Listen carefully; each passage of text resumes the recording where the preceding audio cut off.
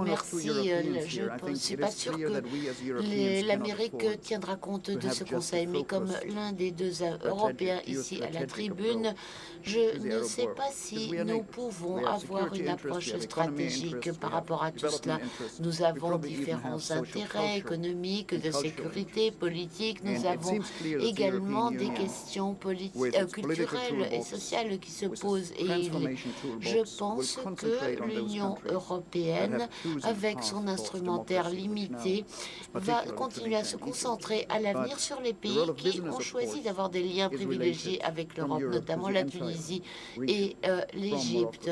Mais il est évident que la question concerne toute la région du Maroc au sultanat d'Oman. Je demanderai maintenant à Christophe de nous dire quel est, à son avis, l'impact de ce printemps arabe sur ces activités et sur l'Europe. Oui, merci beaucoup. Je suis ravie d'être ici. Merci Thierry.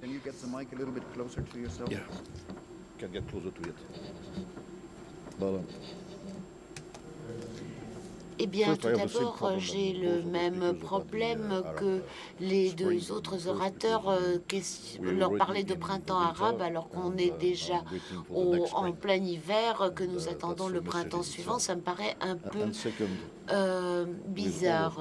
Et deuxièmement, avec tous mes amis arabes, ils savent que ils n'aiment pas, et je n'aime pas non plus parler d'arabe comme d'une entité générale, alors que nous savons combien tous les pays sont différents, la Syrie, la Tunisie, l'Arabie saoudite, l'Égypte, et je préfère toujours parler du printemps dans un pays spécifique, mais jamais d'un printemps de tous ces pays ensemble. Le deuxième point, et ensuite... L'année dernière, à Marrakech,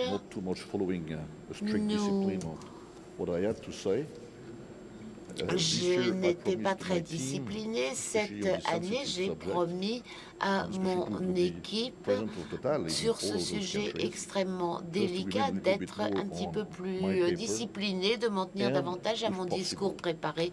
Et je vais également parler en français. Vous savez que normalement, j'aime pas tellement suivre les conseils, sauf lorsque ces conseils sont bons. Et je pense que ce conseil-là, il est bon. Et c'est la raison pour laquelle, si vous me le permettrez, je vais passer à la langue française. Pas parce que c'est pas important, comme l'a dit Thierry, mais parce que c'est une question extrêmement sensible.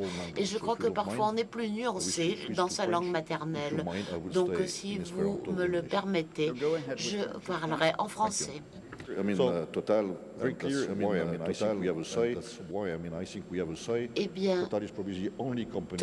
est sans doute le seul entreprise qui se trouve dans tous ces pays et dans tous les pays d'Afrique du Nord. Je ne pense pas qu'il manque un seul pays à la liste. Ça nous donne une bonne idée de ce qui se passe.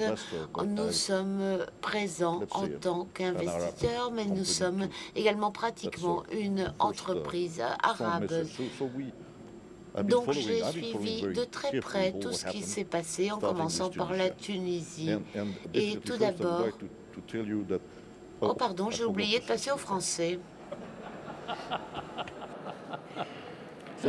Sorry, my dear colleagues, en français. Mais